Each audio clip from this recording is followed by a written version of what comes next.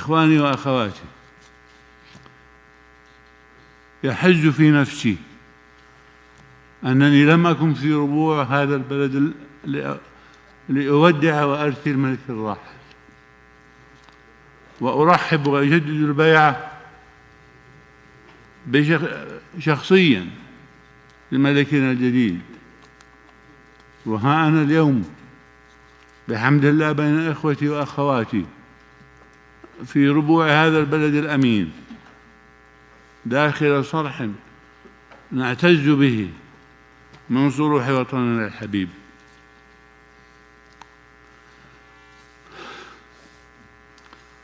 لقد كان الملك عبد الله رحمه الله ملكا عادلا، أحب شعبه ورعاه، فبادله شعبه الحب والولاء. ولعل لقب الملك الصالح الذي عرف به هو أكبر دليل على ما قام به من إنجازات حققت للمواطن الأمن والاستقرار والازدهار. فوداعا أيها الملك الغالي،